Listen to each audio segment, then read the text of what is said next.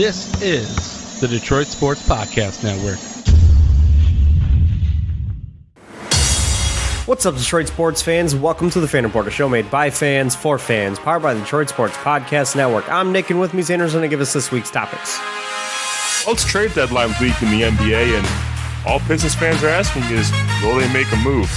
We can tell you as of Monday night, it's been all quiet on the Western Front, but we can still speculate. It's also Super Bowl week.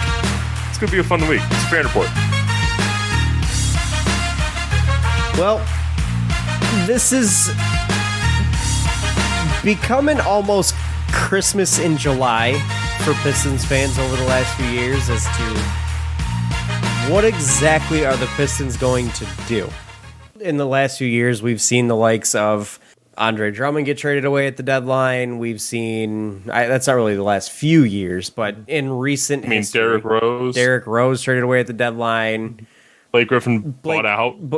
Griffin bought out and then signed elsewhere because they couldn't find a deal for him. But a lot of names, a lot of guys that have been big-time names in this town while they were here were sent out.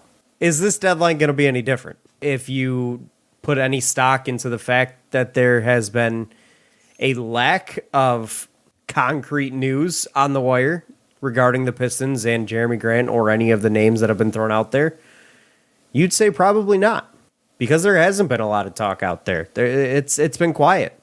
I'll say this, though. In recent years, when things were quiet is when things got done. Deals got done. And that's when you did see names start to move. So, Andrew, go ahead and take it away here. Give me your thoughts on the lack of noise. Like, all we're hearing at this point in time, as of Monday night, is just this team has shown interest, that team has shown interest. And, which has been the same thing since, like, Vietnam. Yeah, showing interest doesn't really tell you anything. Like, there was a tweet that went out. I want to say it was Rod Beard that put it out. He said, the Nets could call and offer a 2027 second-round pick for Cade Cunningham, and that would count as discussions. So don't put any stock in discussions. But in general, this year's been very different from last year in the fact that, both years there's been a lot of Jeremy Grant chair at the deadline, but last year I think both Pistons fans and the Pistons front office were pretty adamant that Grant wasn't going anywhere. Well, Troy Weaver straight up came out and said he hung up on anybody that came calling and mentioning Jeremy Grant's name last year. Like, he was adamant in not trading him away. So what changed over 1 year? Because obviously now that tune has changed. It's very much a shopping Jeremy Grant fest. Your timeline has been accelerated. You got the number one pick. You got a seemingly stud player in Cade Cunningham. And Sadiq Bey over the last couple months has been playing the best basketball he's played so far in his short career. And granted, without Jeremy Grant in the lineup as well. Well, now even with Jeremy, he's starting to get some really nice games. He has the headband too. So and then on top of that, you're staring in the face of possibly having to sign Grant to a 4-year, almost $30 million a year extension. So what you're saying is Jeremy Grant was never really in Troy Weaver's plans then.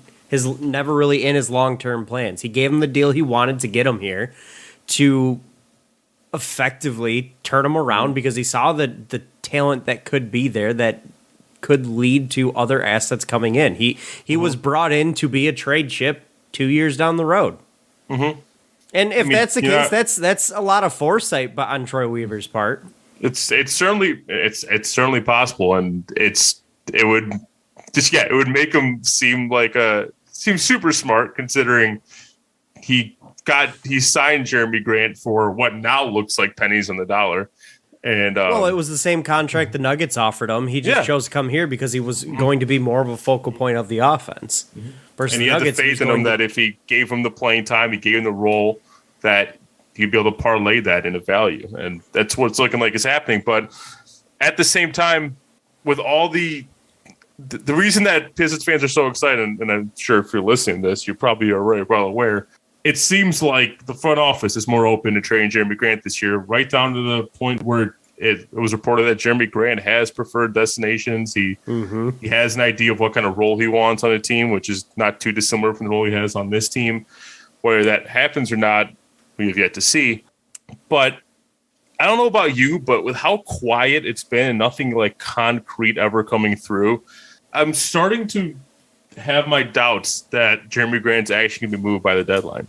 I'm not going to lie to you. I kind of agree with that take, and the reason I think like there's a chance he might not be dealt is Troy Weaver's just not getting the value he wants out of Jeremy Grant in a trade. Jeremy Grant's value is probably taking a hit this year. He hasn't really rebounded from his injuries, had a couple of bad games. He missed most of the year, and his numbers really hadn't improved at the beginning of the year when he did play over last year anyways. So, that probably did hurt the value in terms of trade value for Jeremy Grant this year. So he may look to next year saying, okay, it's not really going to change much by keeping him for another year, other than the fact that you add the added value of an expiring deal to that package that you would put together to ship him out. Which, okay, fine. I do think after what I'm seeing all along, the original plan was to ship him out in the last year of his deal because he doesn't seem like he was a part of the future of this franchise as a part of the blueprint, so to speak. Anymore anyways. And if that's the case, that's fine. I just don't want it to hurt the growth of some of the other talent that we get here. I don't want it to hurt the growth of Sadiq Bey. I don't want it to hurt the growth of Cade, because when it comes down to it, Jeremy Grant is a ball stopper.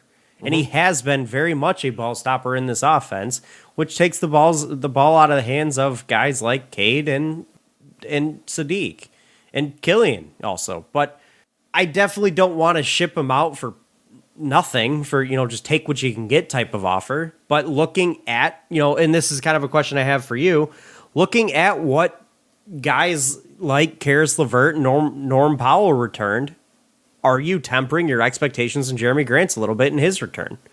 Because those returns weren't that big. I mean, the Pacers got their best chip in that deal was a lottery protected first round pick, and then they swapped second round picks, and they got another second round pick like 18 years from now.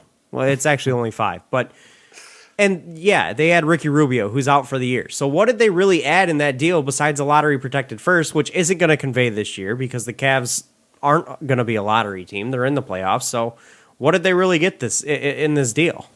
So does that, with a guy, if Karis LeVert's getting that, what is Jeremy Grant going to get? You're not wrong, and I feel like it's a very good chance it's the reason he hasn't moved is because teams are looking at those returns and saying they're not going to offer much more for Jeremy Grant. But I think one dimension that we might be overlooking here is just the type of player Jeremy Grant is. I mean, yes, he is kind of like an ISO scorer, ball stopper, but at the same time, like a 6'8" forward with the ability to create his own shot. I think it's a lot more rare than a guy like Karis LeVert or Norman Powell in this league. So that would, at least to me, seem like you could probably get a little more for Jeremy Grant than you could for those two guys. But it's certainly possible that his value has gone down just based on those two trades. I definitely think it has gone down a bit. And to say Karis LeVert's a dime a dozen player, I'm going to disagree with that because, he is also 6'6". Like, he's not a small guard by any means. He can play a small ball three, and he does create his own shot. He makes plays happen. I think he's honestly quite a bit more explosive than Jeremy Grant. So I wouldn't undervalue Karis LeVert and what he can do. The big knock on Karis LeVert is he struggles to stay healthy, but Jeremy Grant has also. He's been hurt now, too. In both seasons, he's been with the Pistons. Although I do think we milked the injury last year. I was going to say, I'm more than if we milked the shit out of the injury last year, but that's a different, that's a different argument. But before we move on, I wanted to announce a little bit of breaking news here on the podcast. Oh, okay. I still have a couple Jeremy Grant things. Oh, yeah, no. This is completely off topic. We're going to go right back into Jeremy Grant afterwards. But all right. It looks like Aaron Glenn's going to be staying with the Detroit Lions as the defensive coordinator, as the New Orleans Saints have promoted their defensive coordinator, Dennis Allen, to be their head coach to replace Sean Payton.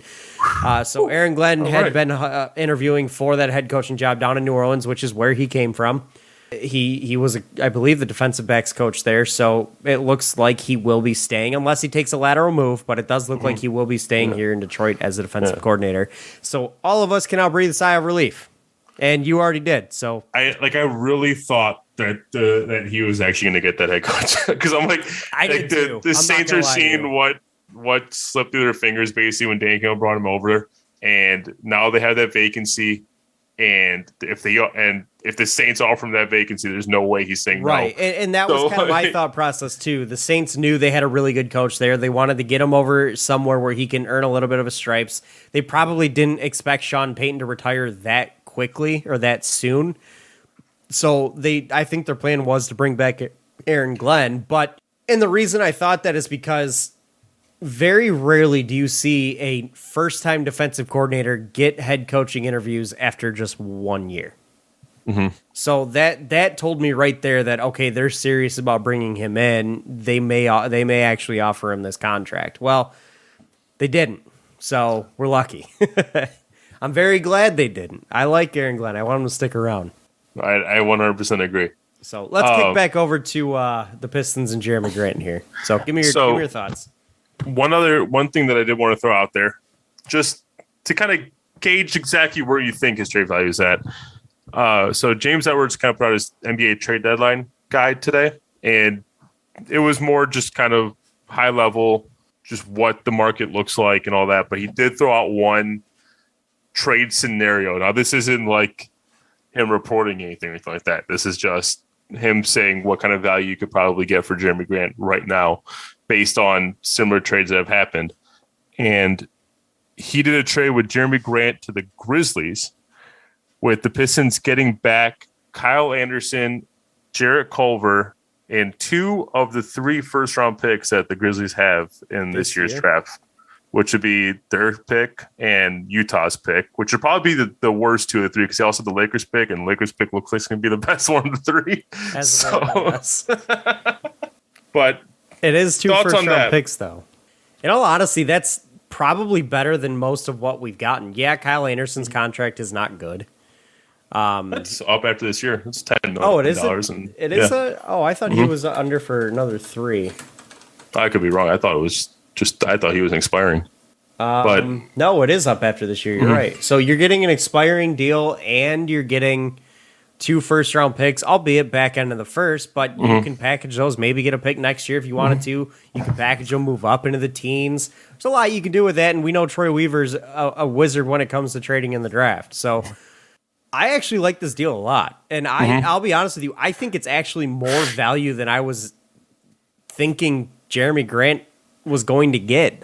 2 firsts this year. That's interesting. The only thing he's not getting that he's been wanting is a young, true asset. Jarrett Culver could turn into that. I've always been a big Jarrett Culver fan, but he just hasn't panned out the way I hoped. But he's certainly interesting. But he's definitely interesting. He's got a lot of upside. He fills a role that is interesting with this team. It may be a little bit of a logjam. You'd have to figure out what to do with Josh Jackson, but I like it. I'm not going to lie to you.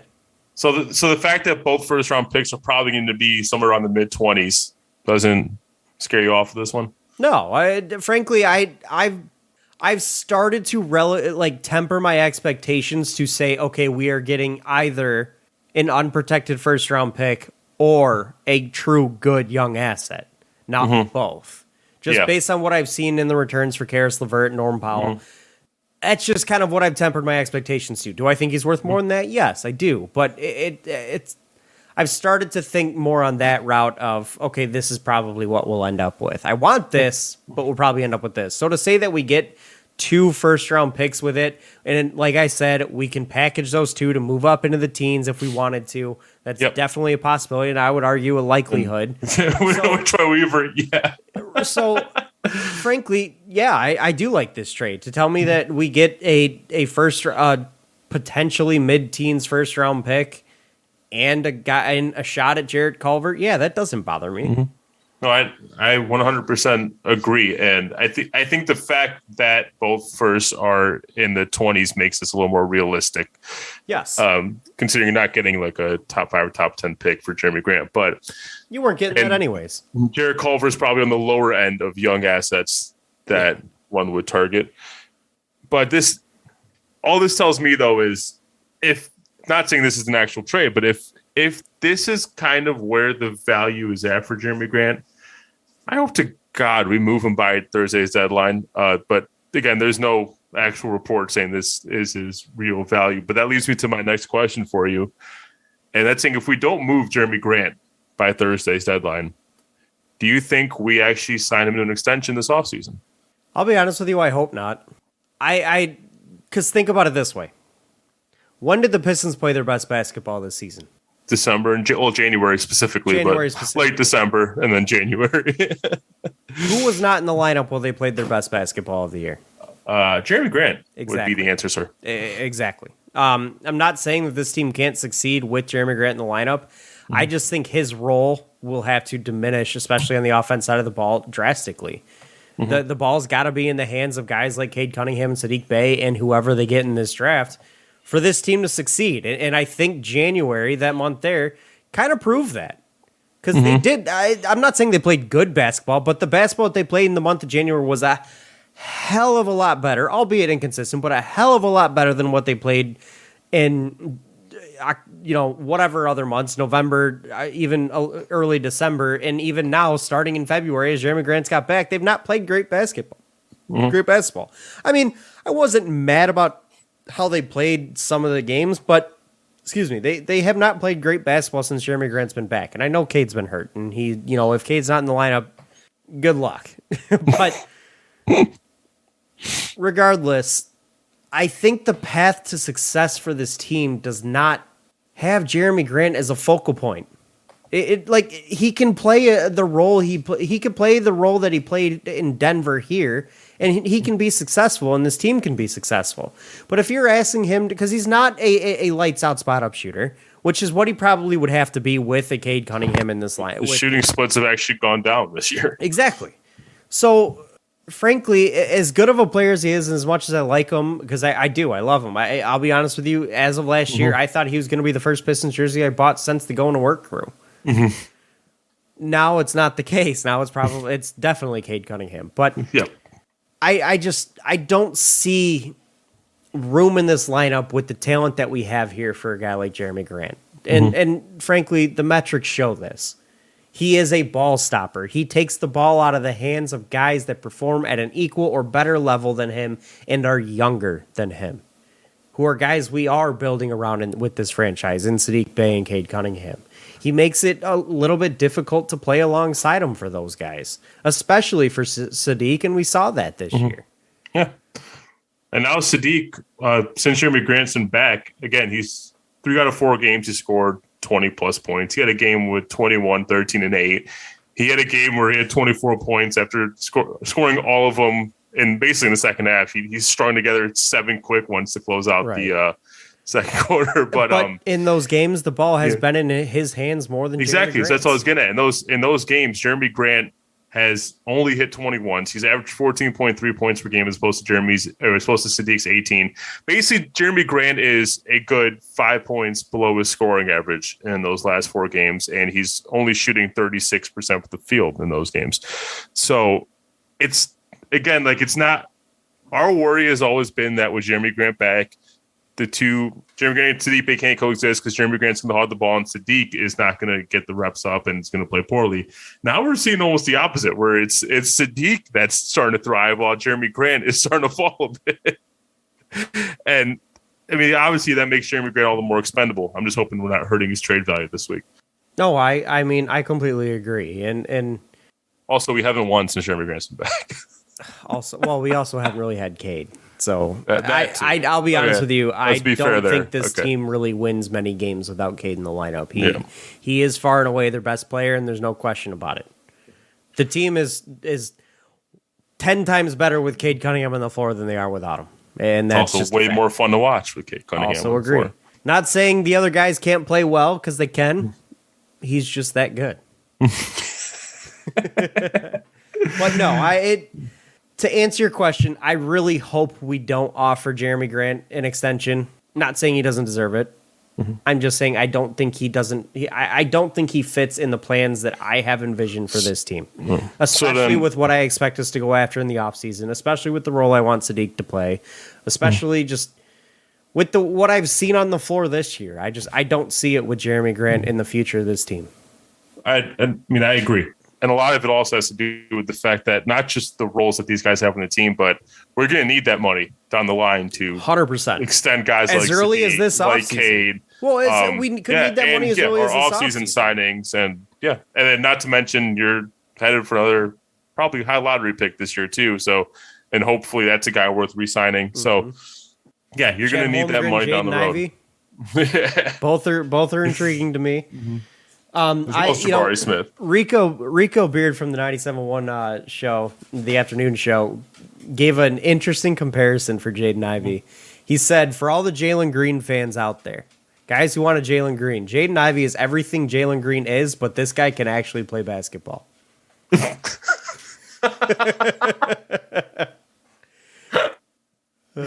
I thought it was funny. Jalen Green with basketball IQ. That's what we're saying. Yeah. But speaking of this offseason, you actually sent me something the other day that a report of somebody the Pistons could be targeting in the offseason. Real quick, before we get to that, I was leading into one final point on Jeremy Grant. Okay. So if we're both in agreement, I think that we don't extend him this offseason. So does that mean it's trade at all costs this week? I'm going to say no, because you still have another year on his deal.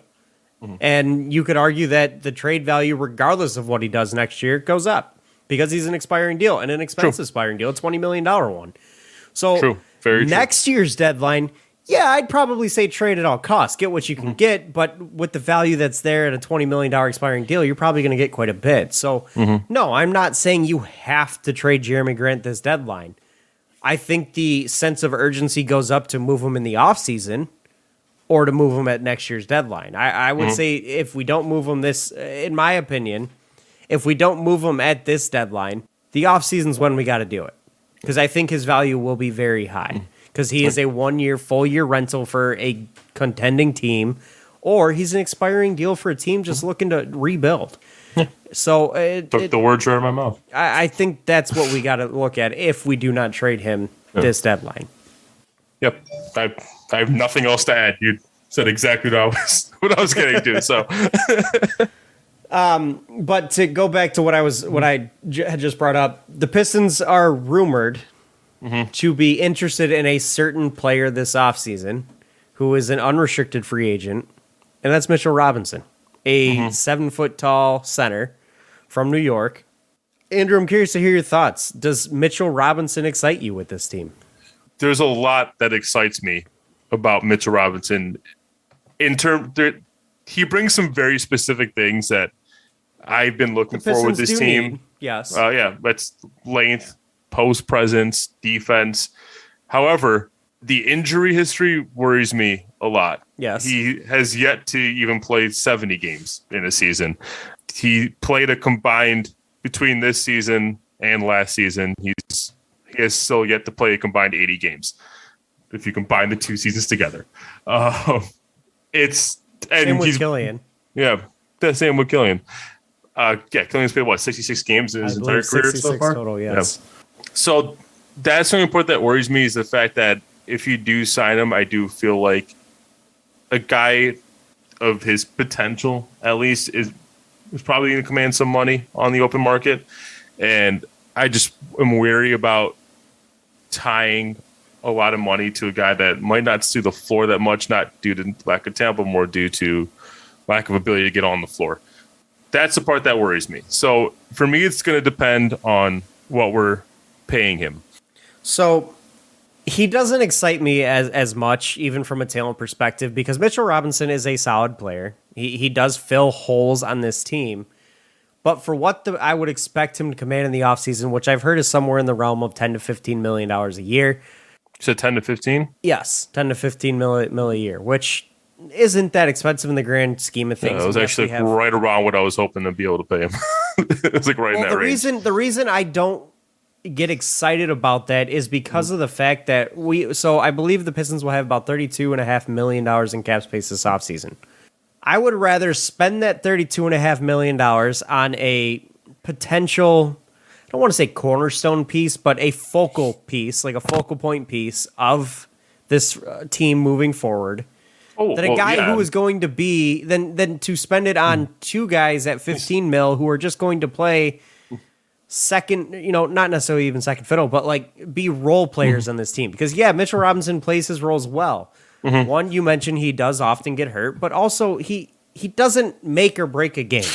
And the Pistons are still looking for somebody outside of Cade Cunningham that can make or break a game for you. Because Sadiq has shown it less often than he does. Like, he can do it, but it's not often. I need to have somebody else in this team that can do it on nights when Cade doesn't. You know what I mean? Yeah. And that's a guy like that costs you all $32.5 million. So to split it up between two guys at 15, what I compare that to? I compare it to what the Pistons did bringing in guys like Tobias Harris and Avery Bradley, who are guys who are good, but they're middle of the road and they won't win you a title. They just put pieces in there that you're still lacking something that puts you over the edge. Yeah. And I think that's what Mitchell Robinson represents. He's good and he's solid and he fills his role, but your team will still lack something that one thing that puts you over the edge. And you're 100% right. I mean, I'm never going to sit here and tell you he's my top target in free agency, but I'm operating on the assumption that we don't land like the DeAndre Aytons of the world, for example. Frankly, I'm not even that excited about DeAndre Ayton. I think what you're going to have to pay to get him, you're overpaying him. He's another guy who's hurt a lot. And frankly, he's good, but he hasn't quite been that good. Like I don't think he's quite lived up to his pre-draft expectations just yet. You also have guys like Anthony Simons that you might be able to pry away from Portland, but it'll be expensive if you're going to pry away from Portland. Yes, Simons would be a solid piece, but again, not a cornerstone guy. I don't know what you're finding a cornerstone guy this offseason. I'll just throw that out there. Oh yeah, we've both agreed on that. Yeah. This is not the offseason that we're going to expecting to make the big splash. The only one that you could look at, and this would be taking a risk because he may or may not be that guy, is Miles Bridges. He's a guy who's really turned it on this year, has become a player you can look at as being a focal point guy. He's up to shooting in a big way this year. We're still not 100% if he can be that guy. He's shown ability, but I think there's also the question is are he and Sadiq Bey going to be kind of redundant? Well, I think if Sadiq plays the 4, I don't think so, because Bridges definitely much more plays a 3 wing than a 4 wing. Yeah. And Sadiq, from everything that I've seen, Sadiq is far more comfortable playing the 4 than he is more of a 4 wing type role than a 3. So I'm all for letting him. That's what he was doing when Jeremy Graham was out. Exactly, and look at the way he played. That Van Dijk was a 4. So, but not to mention Sadiq could probably, but at the same time, Sadiq can stretch the 4 a little better than Miles Bridges can. I'd say Miles Bridges can't, but Sadiq's just a bigger body than Miles Bridges too. Yeah. Sadiq is a grown ass man. You're not pushing Sadiq Bey around anywhere. Yeah. So let's call our shots here. Do the Pistons make a deal? Any deal? By Thursday. I'm going to say yes, they do. And I think it's going to be a deal we're going to like because something about Troy Weaver tells me, and from what I've seen from him, when things are quiet, that man's working. And that means that something is going to come, something is going to happen, and it's going to surprise Saw because it's going to come out of the blue. But when things are quiet is when he does the most of his work and when he gets the most stuff done. So I'm going to say yes, the Pistons do make a deal, at least a deal, by Thursday's deadline. And I'm going to agree. It just makes too much sense, including the emergence of Sadiq, the way Jeremy Grant has played albeit it's his first 4 games back from injury, but you start to get worried the clock is ticking on a deal for Jeremy Grant. And just the fact that look on the horizon and all the money that you're going to need to keep some of these guys together, it just makes too much sense. And all the interest that Jeremy Grant is reportedly getting on the open market, so on the trade market, it just makes too much sense for it not to happen. So I'm going to go with yes, a deal happens specifically with Jeremy Grant, and I could even see a smaller deal for guys like Josh Jackson or Corey Joseph happening too. But I definitely think one of the smaller deals that's likely to happen is something like Corey Joseph or Josh Jackson, just because of the fact that 1, Josh Jackson's redundant on this roster, and 2, with Hamidou Diallo, who by the way has played the best basketball I've ever seen him play as of late, Yep. And two, in the case of Corey Joseph, one, he's played pretty damn well this year specifically. And two, Killian Hayes is actually starting to carve out himself a pretty good role off the bench. And I liked what I saw against Minnesota. I don't like to say that I'm right all the time, but God, I told everybody he needed to go to the bench. I've been saying it all year. Oh yeah, you've been saying it since day one. Bring Killian Hayes off the bench. Yep. Speaking of guys like Killian Hayes and Saddiq Bey, I did want to kind of talk about a question I saw on, I can't remember if it was Reddit or Twitter, but Yeah. a question I saw on one of the social medias related to the Pistons. And the question was an interesting one because it's something that I know that absolutely 100% I am guilty of. I'm guilty of doing it on this podcast, and I know every single Pistons fan or even non-Pistons fan that I talk to is guilty of it. Mm-hmm.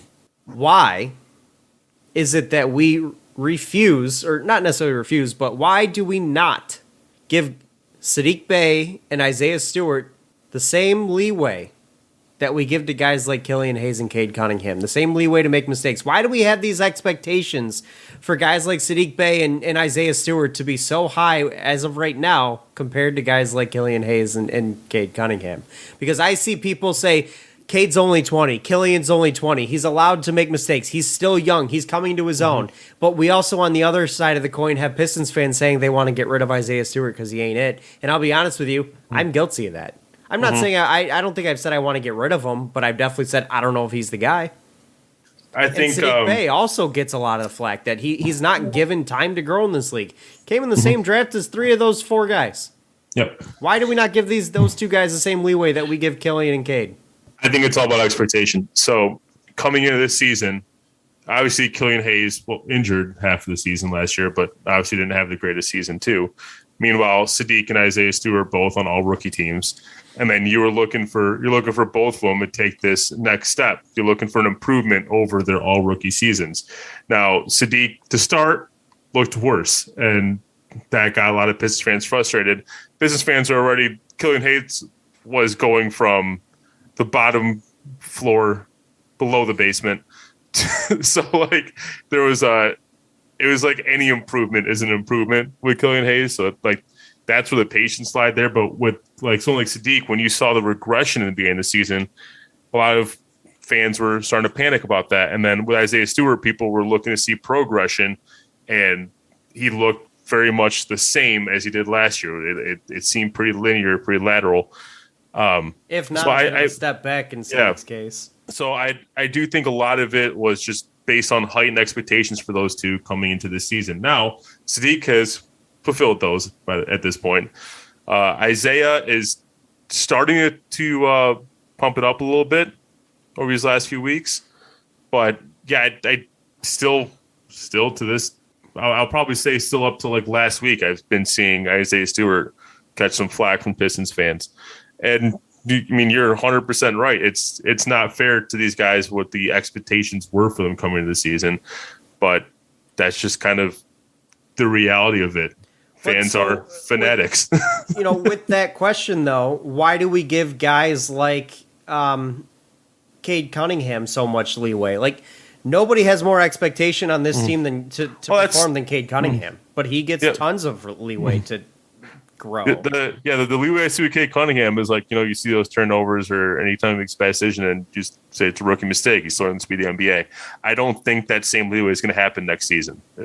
I think I'll be honest with you, I will not be giving Cade Cade Cunningham that leeway next season. Yeah. Cade needs to take a big step up from this year to next to really cement himself as a top-tier player in this league going into a second year. Because second year is really where you start to see these young guys, these young stars, really catch a foothold and make something happen. Look at Darius Garland. Look at Devin Booker in his second year. Look at Donovan Mitchell. Like, those guys started to put themselves into, honestly, the MVP candidacy for some of them at some point. So he definitely needs to take a big step up into year 2. Yeah. I do think, though, with Cade Cunningham specifically, so many Pistons fans are banking on him of being like the savior of the franchise that like They don't want to be too harsh on him. yeah, they're gonna give him away no matter what. I kind of feel that, and I kind of feel like I'm in the same good, boat. so, like I want him so badly to succeed that I'm gonna make every excuse I possibly can for him. Exactly. I can feel that one. But I have one more Pistons question for you. yeah, Two guys that we've seen play pretty nicely as of late. Hamidou Diallo you mentioned. Frank Jackson also has played together some nice games. Both are relatively young. Are both part of this team's future? Hamidou Diallo, and who was the other name? Frank Jackson. Frank Jackson.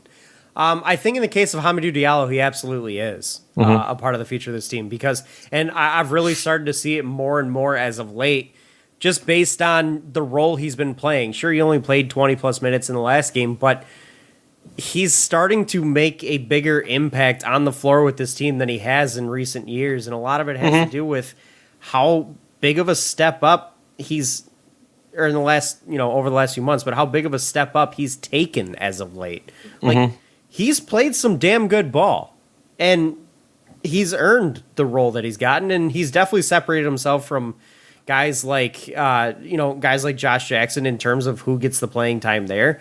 So, and I also think Troy Weaver just really likes the guy. I think Troy Weaver thinks the world of Hamidou Diallo, otherwise he wouldn't have brought him in. So yeah. I definitely think, at least in the case of Hamidou Diallo, he's back. And I think he's going to be a part of the future of this team, and I think he should be. Now, in the case of Frank Jackson, that one's a little more intriguing because Jackson's probably going to have a pretty solid trade market because of the ability for him to just come off the bench and knock down threes. Yep. So that's kind of a nice commodity to have. So he can probably get you some assets in return. So maybe a deal for Frank Jackson may just be too good to turn down. So it's not so much on Frank Jackson's ability to contribute to the team. It's more of a fact that he's the type of player that contenders really need coming off their bench, and you think you can get something good for him. I'll tell you right now, if the Lakers had more than a couple gallons of laundry detergent to send out, they'd be looking to go after guys like Frank Jackson. They would they would absolutely love to have a guy like Frank Jackson on their team.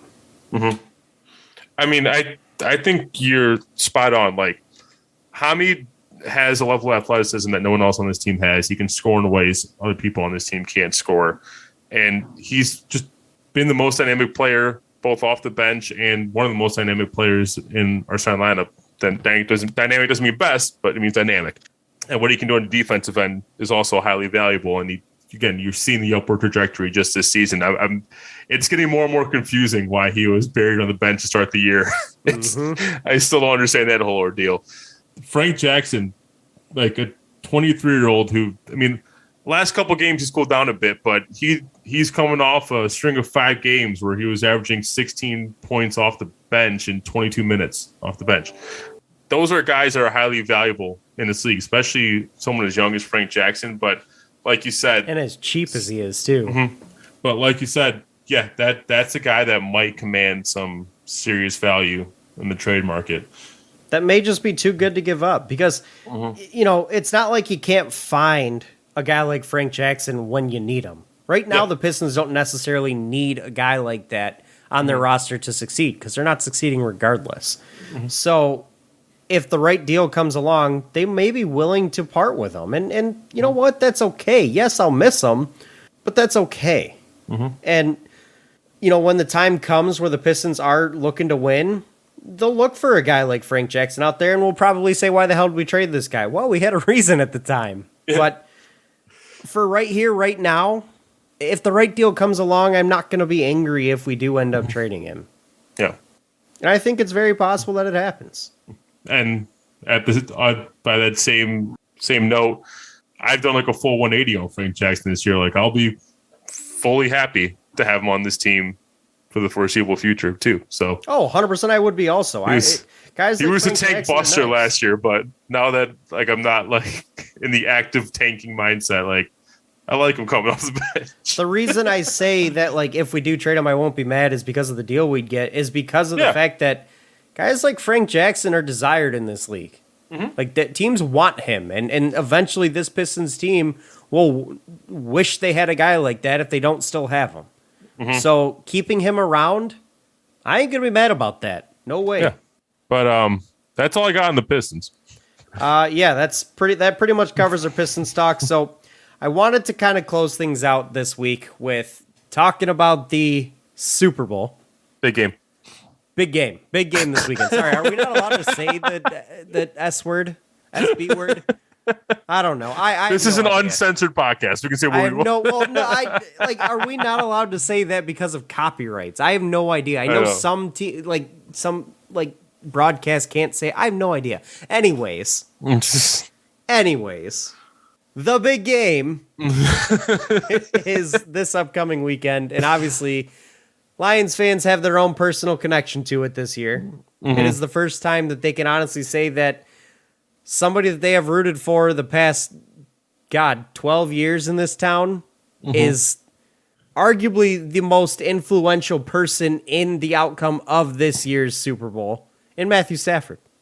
That's the closest thing we've had to a player in the Super Bowl. 100% right. So 1 year removed from wearing a Lions uniform. I didn't really want to go into depth about it because it's something that's been talked to death. Yep. And I just don't feel like it's necessary.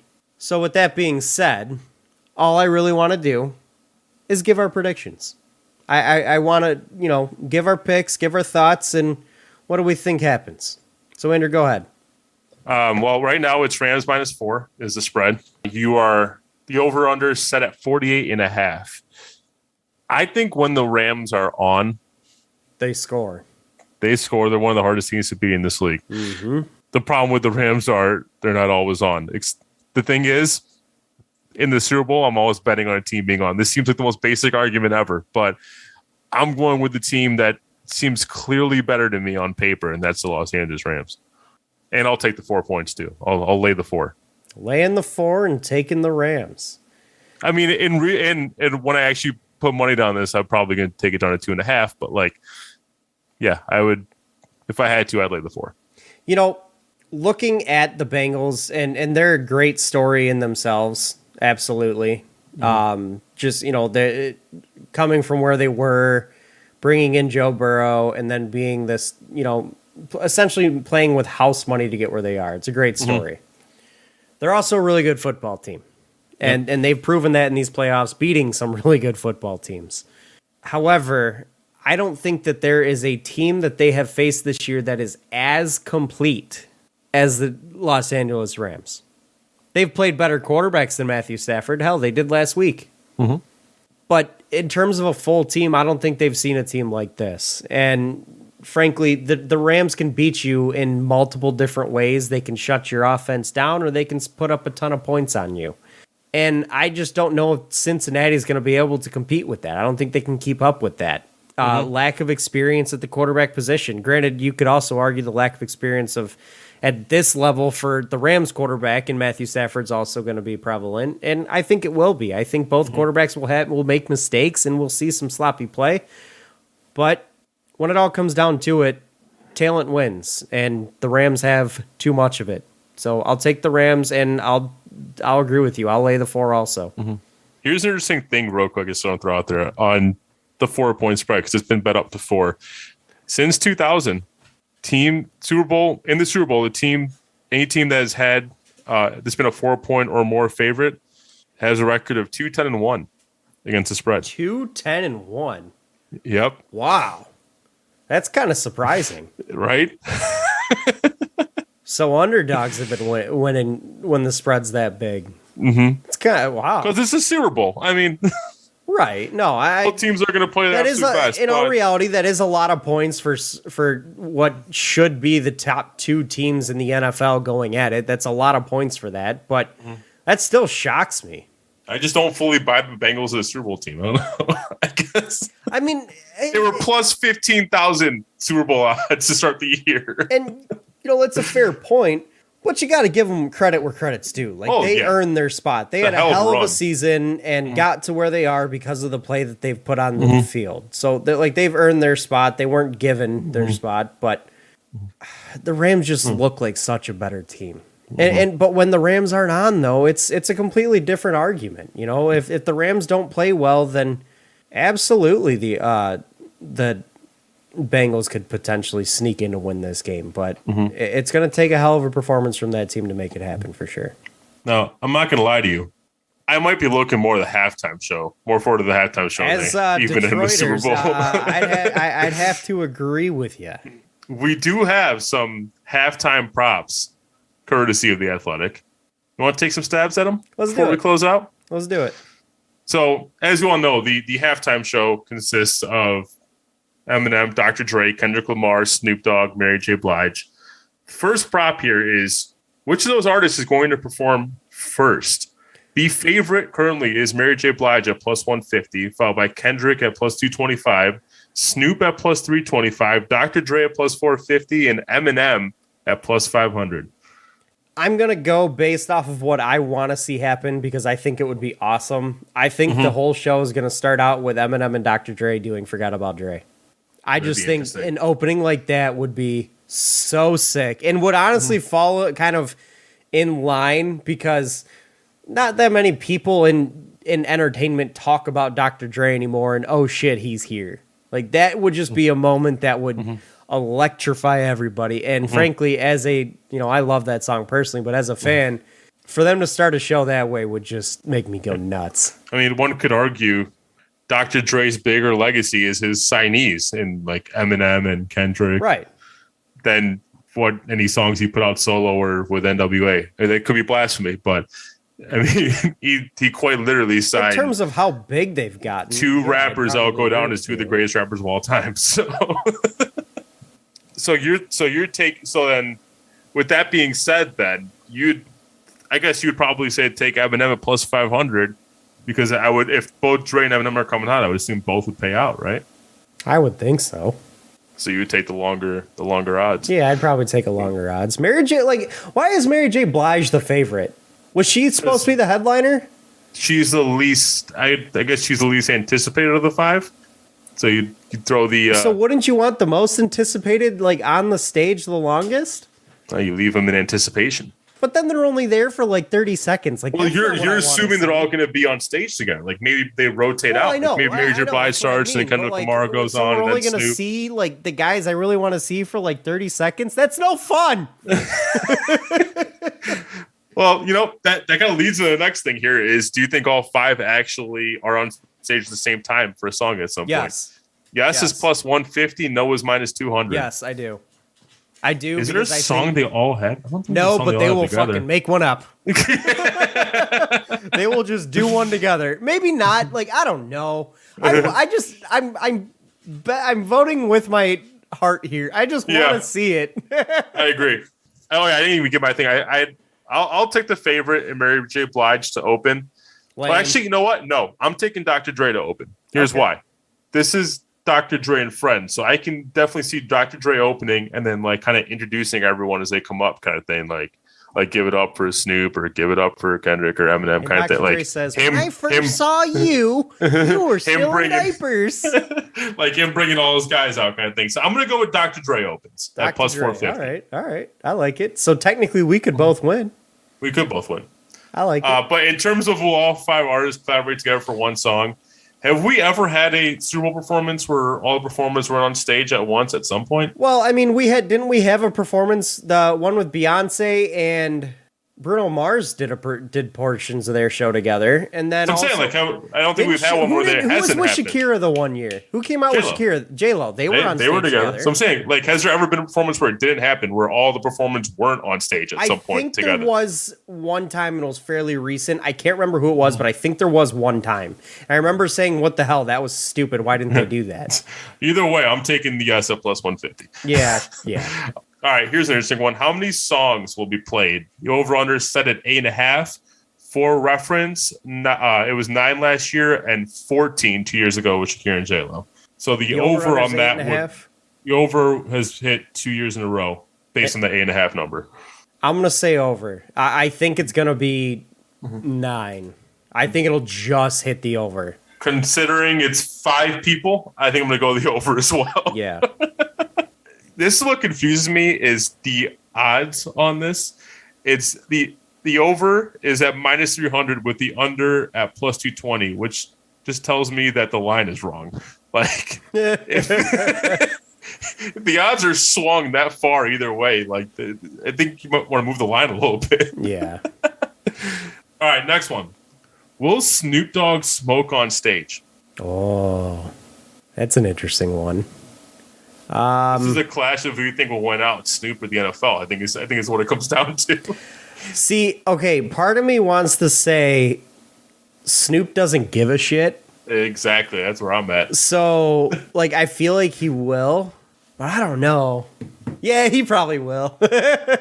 I think what'll happen is you'll see him pull out a blunt or joint or something, and the camera will very quickly pan away. They don't want another Janet Jackson type moment. Now, Snoop Dogg, Athletic did point out Snoop Dogg performed at the All-Star game in the NHL in 2017 and did not smoke during that performance. I also do think there's a big indoors. I also think there's a big difference between NHL All-Star game and NFL Super Bowl. I'm just put that out there. Yes, absolutely. There's a large difference. I don't think there's an event in sports that compares to the NFL Super Bowl. So, yeah, I mean, I think it's too much of a cred moment to say you smoked on stage at the Super Bowl. I'd take the yes at plus 200 here. Yeah, I'd take the yes. Yes. I'm actually not even sure why the yes is. I thought the yes would be minus odds. Are these things we can actually vote on or bet on? I actually bet on. I need to find that out. I hope so. Because I want to know what book it is. Because you know what? That sounds like more fun to bet on than the game. Oh, yeah. Are you going to be betting on the degenerate stuff like the coin toss? No. Give me your pick right now. Heads or tails? Heads. Heads. I'm with you.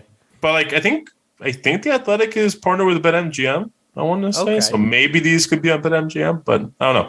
We got two more. This one, okay, interesting. Will there be a wardrobe malfunction? No. Considering there's an 80% chance it will be a dude, I'm gonna go. I hope not. No. I'm gonna say no, and even if there was, we won't see it because they're so careful nowadays. Mm-hmm. I don't think we'll see it. No is at minus 4,000, by the way. Well, you're gonna have to put some bread to make any kind of money then. All right, here's the last one. This one seems a little too obvious. Will any part of Eminem's performance be censored? Like one word? Does that count? It says any part. Yes. Yeah. He will say something. I would hope if the censor are doing their job, something is going to be censored. Like I would be shocked if Eminem went through his whole performance without swearing once. Here's what throws me off: if you went against, if you're betting yes, your odds are minus 180, which is a lot better odds than I would have thought. I think they're giving too much credit to like how experienced he is because he's also a guy I don't think really gives a shit. You gotta think about it this way. Snoop Dogg during the NHL All-Star game when he did it. If you remember how he opened the show on national TV, did you ever watch his opener of the NHL All-Star game on national TV? Do me a favor because I don't know the exact words, and you know what? Fuck it. If I remember right, he said something along the lines of, "Let's fucking pump this shit up, motherfuckers." Sorry to our producers for that one, but definitely mark this one explicit. But if I remember right, it was something along those lines on national TV. If Snoop is doing that, I think Eminem lets one slip, at least one. Oh my God. Would be too much not to. Well, here's the thing. The Athletic elaborated a bit on this here. They said, keep in mind that the bet isn't about Eminem swearing. It's actually about it being censored. So if he drops an F-bomb and the censors miss it, that wouldn't be a winning bet. The audio would have to be cut out for the bet to win. So I feel like you're quite literally betting on the guys in charge of censoring being asleep. I think is what you're betting.